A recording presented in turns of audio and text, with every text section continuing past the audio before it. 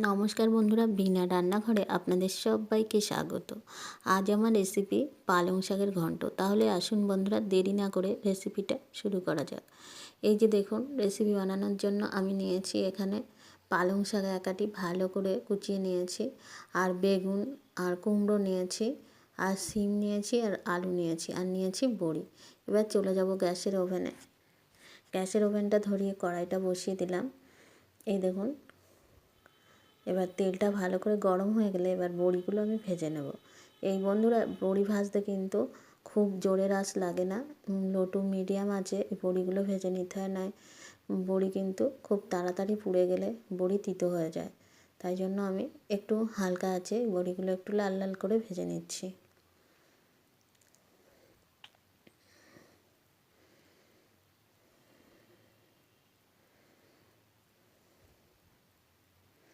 এই দেখুন, বড়িগুলো আমার ভাজা হয়ে গেছে, এবার আমি তুলে নিলাম। এই তেলের মধ্যে দুটো কাঁচা লঙ্কা দিয়ে দিলাম, আর দিয়ে দেবো আধা চামচ 5 ফোড়ন।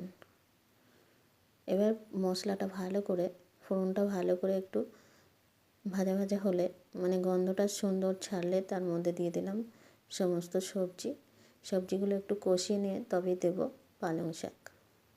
বন্ধুরা, সবজিটা ভালো করে কষিয়ে নিচ্ছি। আর এখন শীতকালে এতগুলো অনেক সবজি পাওয়া যায়। এই সবজির সাথে অনেক রকম সবজি রান্না খুব ভালো লাগে, আর অনেক রকম সবজি দিয়ে শাক রান্নাও খুব ভালো লাগে। এবার দিয়ে দিলাম একটু আদা আর জিরে বাটা, দিয়ে ভালো করে সবজির সাথে মিশিয়ে নিচ্ছি। দেখুন,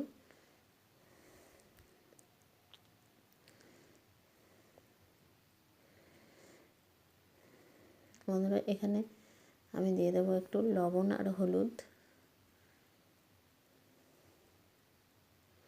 দিয়ে দিচ্ছি 1 চামচ লবণ আর 1 চামচ হলুদ দিয়ে দেবো।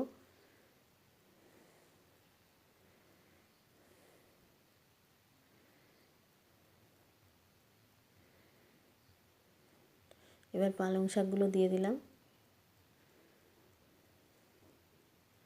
বন্ধুরা, এর মধ্যে কিন্তু পালং শাকের মধ্যে কোনো জল ব্যবহার করা যাবে না। এই পালং শাক দিয়ে যে জল বেরোবে তাতেই কিন্তু সবজি সব সিদ্ধ হয়ে যাবে।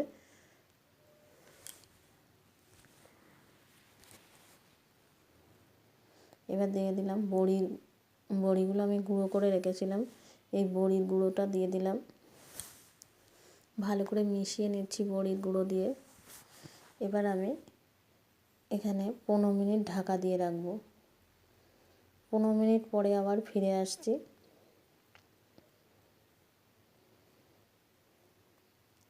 এই দেখুন, সবজি কিন্তু অনেকটাই সিদ্ধ হয়ে গেছে, আর একটু জলও বেরিয়েছে। জলটা ভালো করে টেনে নিলে তাহলে আমার রেসিপিটা কমপ্লিট হয়ে যাবে।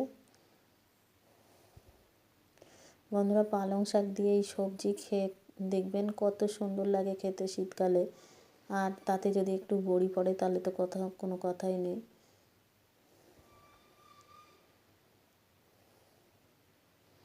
বন্ধুরা, এখানে কিন্তু আমি 1 চামচ চিনি দিয়েছি, সেটা দেখানো হয়নি, আপনাদের সাথে বলে দিচ্ছি।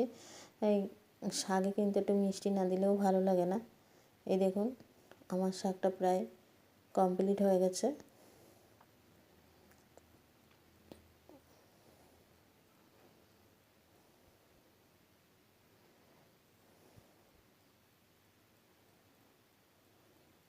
এবার বন্ধুরা, আমি নামিয়ে নিচ্ছি। এবার একটা প্লেটের ওপরে আমি দেখাচ্ছি কত সুন্দর হয়েছে রেসিপিটা। দেখুন বন্ধুরা, শীতের গরম ভাতের সাথে কিন্তু দারুণ জমে যাবে এই পালং শাকের ঘন্ট। বন্ধুরা, প্লিজ ভালো লাগলে একবার আপনারা বাড়িতে বানিয়ে খাবেন। বন্ধুরা, আমার রেসিপিটা যদি ভালো লাগে তাহলে লাইক, কমেন্ট, শেয়ার করতে ভুলবে না। আর তোমরা খুব ভালো থেকো, সুস্থ থেকো। আবার দেখা হবে অন্য কোনো ভিডিওতে বিনার এই রান্নাঘরে। ধন্যবাদ।